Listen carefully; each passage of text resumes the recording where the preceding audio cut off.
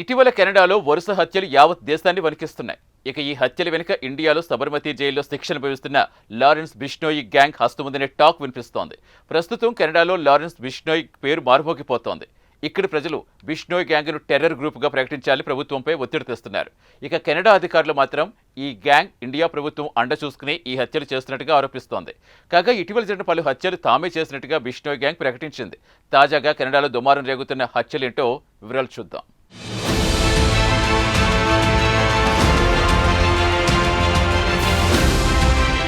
కెనడాలో వరుసగా హత్యలతో Indian community వణికిపోతోంది. ఈ హత్యల వెనుక లారెన్స్ బిష్నోయ్ గ్యాంగ్ హస్తముందని ఇక్కడి అధికారులు చెబుతున్నారు. ఈ ఏడాది మే నెలలో బ్రాంప్టన్ టౌన్లోని ఒంటారియో ప్రావిన్స్లో హర్జిత్ సింగ్ దడ్డా అనే వ్యక్తిని టొరంటోని అత్యంత రద్దీ కలిగిన పియర్సన్ ఇంటర్నేషనల్ ఎయిర్పోర్టుకు సమీపంలో కాల్చి చంపారు. 51 ఏళ్ల హర్జిత్ మే 14న తన కార్యాలయం నుంచి బయటకొచ్చి కారు పార్కింగ్ వద్దకు చేరుకునేసరికి 2 వ్యక్తులు వచ్చి అతనితో ఘర్షణ పడ్డారు. తర్వాత వారిలో ఒకరు హర్జిత్పై బుల్లెట్ల వర్షం కురిపించి అక్కడికి సమీపంలోని దొంగిలించిన కారులో పారిపోయారు. తీవ్రంగా గాయపడిన హర్జిత్ను ఆసుపత్రికి తరలించేలోగాని తీవ్ర రక్తస్రావంతో కన్నుమూశారు.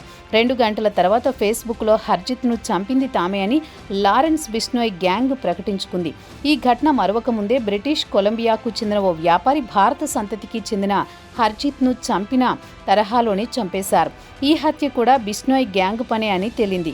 ఇక తాజాగా ఇండియన్స్ హత్యలతో కెనడాలో ఒక రకమైన భయాందోళనలు అలుముకున్నాయి. క్రిమినల్ నెట్వర్క్లు ఇండియా నుంచి కెనడా భూభాగంలోకి ప్రవేశించాయని స్థానికులు ఆందోళన చెందుతున్నారు. ప్రస్తుతం ఇండియాలో అత్యంత ప్రమాదకరమైన గ్యాంగ్గా Lawrence Bishnoi gang రికార్డుకెక్కింది.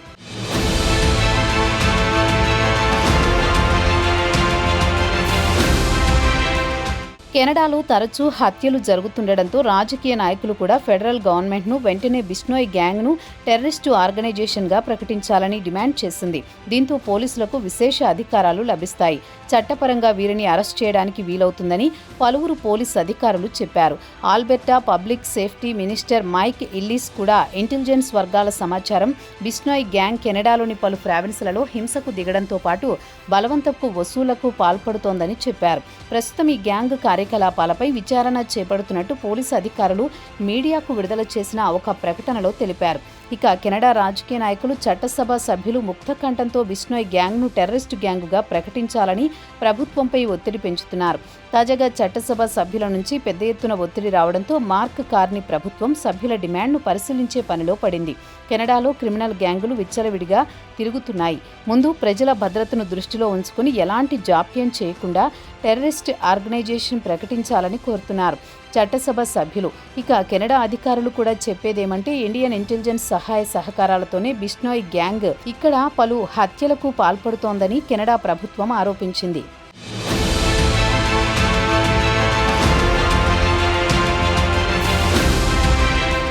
Bishnoi గ్యాంగ్ను terrorist ఆర్గనైజేషన్గా ముద్రవేసిన తర్వాత కూడా కెనడా గ్లోబల్ పార్ట్నర్స్ 5i అలయన్స్తో పాటు అమెరికా, బ్రిటన్, ఆస్ట్రేలియా, న్యూజిలాండ్ ఇంటెలిజెన్స్తో కలిసి ఈ గ్యాంగ్కు సంబంధించి మరింత సమాచారం తెలుసుకునే వీలు ఉంటుంది. ఒకవేళ టెర్రర్ ట్యాగ్ తగిలిందంటే ఇంటర్పోల్ సాయం తీసుకుని ఈ గ్యాంగ్ ఎక్కడ ఉంటే వారిని అక్కడే అరెస్ట్ చేయడానికి వీలవుతుంది. అలాగే వారి ట్రావెల్ బ్యాన్తో పాటు వీసాలను రద్దు చేయడంతో బ్యాంకు ఖాతాలను స్తంభింపజేయవచ్చు. వారికి ఫండింగ్ ఇచ్చే వారి మిత్రులు లేదా అనుచరులను బ్లాక్ లిస్టులో చేర్చవచ్చు.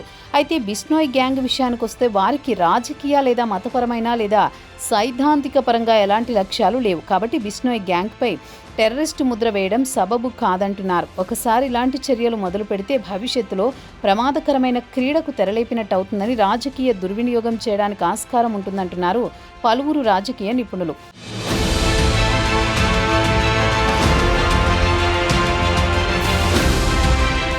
ఇక కెనడా అధికారుల సమాచారం ప్రకారం బిష్నోయ్ క్రైమ్ సిండికేట్ సాదాసీదా గ్యాంగ్ కాదని కెనడా పోలీసులు కూడా అంగీకరిస్తున్నారు. అయితే ఇటీవల కాలంలో భారత ప్రధాని నరేంద్ర మోదీ ఖలిస్తానీ సిక్కు సెపరేటిస్టులను కెనడాలో కానీ అమెరికాలో కానీ ఉంటే వారికి లేపేయండని పురమాయిస్తున్నాడని చెబుతున్నారు. కెనడాలో సిక్కు జనాభా 7.7 లక్షల మంది ఉన్నారు. దేశంలో మొత్తం జనాభాలో 2.2% సిక్కులు ఉంటారు. 1980 తర్వాత పెద్ద సంఖ్యలో వీరంతా ఇండియా నుంచి కెనడాకు మకా మార్చుకున్నారు. పంజాబ్ నుంచి తాము విడిపోతామని, ఖలిస్తాన్ ప్రత్యేక దేశంగా ప్రకటించాలని ఉద్యమం చేపట్టారు. కాగా ఇండియా ఖలిస్తానీ సెపరేటిస్టులకు టెర్రరిస్టు గ్యాంగుగా ప్రకటించింది. 2023 జూన్ 18న సిక్కు సెపరేటిస్ట్ హర్దీప్ సింగ్ నిజ్జార్ను బిష్నోయ్ గ్యాంగ్ చంపేసిందన్న టాక్ వినిపిస్తోంది. అటు తర్వాత కెనడాకు ఇండియాకు మధ్య దౌత్యపరమైన యుద్ధం మొదలైంది. కెనడా పౌరుణ్ణి తమ భూభాగంలో ఎలా చంపుతారని కెనడా మాజీ ప్రధాని జస్టిన్ ట్రూడో నేరుగా మోదీతో ఘర్షణకు దిగాడు. ఇక నిజ్జార్ విషయానికొస్తే ఖలిస్తాన్ ఉద్యమంలో కీలక పాత్ర పోషించాడు.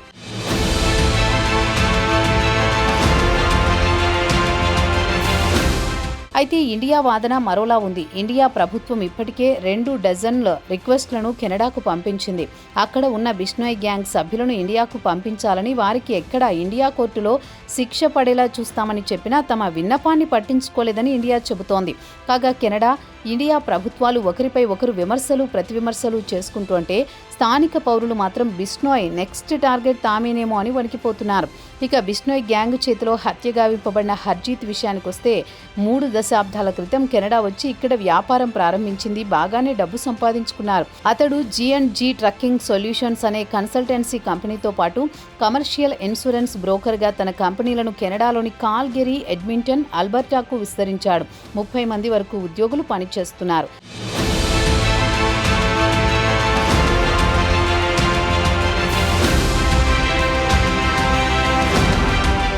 ఇక డిసెంబర్ 10, 2023న హర్జీత్ పుట్టినరోజు సందర్భంగా ఒక ఫోన్ కాల్ రావడం, ఫోన్ చేసిన వ్యక్తి తనకు తాను ఇండియన్ గ్యాంగ్స్టర్గా పరిచయం చేసుకున్నాడని హర్జీత్ కూతురు గుర్లీన్ చెప్పుకొచ్చారు.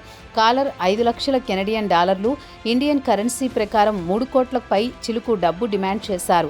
దీనికి హర్జీత్ ఇవ్వడానికి నిరాకరించాడు. ఈ విషయం పోలీసులకు తెలిపాడు. ఇక బెదిరింపు కాల్స్ పెరిగిపోవడంతో హర్జీత్ తన డైలీ రొటీన్ను కూడా మార్చుకున్నాడు. ఇంటి నుంచే వ్యాపార లావాదేవీలు చక్కబెట్టుకునేవాడు. అప్పుడప్పుడు క్లయింట్ల మీటింగ్లకు ఆఫీస్కు వెళ్లేవాడని హర్జీత్ కూతురు గుర్లీన్ చెప్పుకొచ్చారు. ఈ ఏడాది మే 14న గుర్లీన్కు తండ్రి ఆఫీస్ నుంచి ఫోన్ కాల్ రావడం, తన తండ్రిని తుపాకీతో కాల్చి చంపారని చెప్పడంతో ఆమె పరుగున తండ్రి కార్యాలయానికి వెళ్లి చూస్తే ఆయన ఒంటి మీద మొత్తం బుల్లెట్లు దించేశారు. ఈ కేసుకు సంబంధించిన పోలీసులు 3 అరెస్ట్ చేశారు. అమన్, దిగ్విజయ్ వీరిద్దరికీ 21 ఏళ్లు, షాహెల్ అనే మరో యువకుడికి 22 ఏళ్లు ఉంటాయి. కాగా హర్జీత్ కుటుంబం మాత్రం పోలీసులకు బెదిరింపు కాల్స్ వస్తున్నాయని చెప్పినా పట్టించుకోలేదని పోలీసులపై మండిపడుతున్నారు.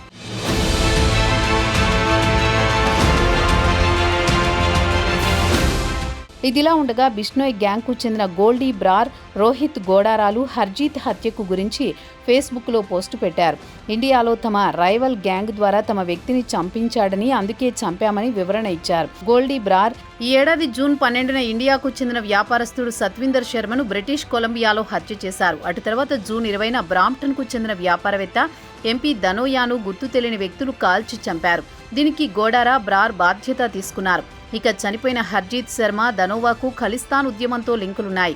ఇక 32 ఏళ్ల బిష్నోయ్ విషయానికొస్తే పోలీసు అధికారుల సమాచారం ప్రకారం ప్రపంచవ్యాప్తంగా సుమారు 700 మంది షార్ప్ షూటర్స్ను పెంచి పోషిస్తున్నాడని, బలవంతపు వసూళ్లకు పాల్పడుతున్నాడని, దశాబ్ద కాలం నుంచి దేశంలోని వివిధ జైళ్లకు మార్చుతున్నారని చెబుతున్నారు. ఇక బిష్నోయ్ హిందువు కాబట్టి బీజేపీ అండదండలు పుష్కలంగా ఉన్నాయని, అందుకే గుజరాత్ సబర్మతి జైలులో ఆయనకు కావలసిన వసతులు అందిస్తున్నారని చెప్పేవారు కూడా ఉన్నారు. ఇండియాలో పంజాబీ సింగర్ సిద్ధూ మూసేవాలాతో పాటు ముంబైలో ఎన్సీపీ నాయకుడు బాబా సిద్దికీని చంపారు. అలాగే బాలీవుడ్ కండలవీరుడు సల్మాన్ ఖాన్ను చంపడానికి విఫలయత్నం చేశారు. మొత్తానికి ఇటు బాలీవుడ్కు చెందిన సల్మాన్ ఖాన్ కానీ, కెనడాలోని అతిపెద్ద బిజినెస్ మెన్లు ప్రస్తుతం ఊపిరి బిగబెట్టి కాలం గలుపుతున్నారు. ఏ మూల నుంచి ఏ బుల్లెట్ గుండెల్లోంచి దూసుకుపోతుందో అనే భయంతో వణికిపోతున్నారు. దీని వెనుక గుజరాత్ జైల్లో ఉన్న బక్కపలుచని బిష్నోయ్ అని ప్రత్యేకంగా చెప్పక్కర్లేదు.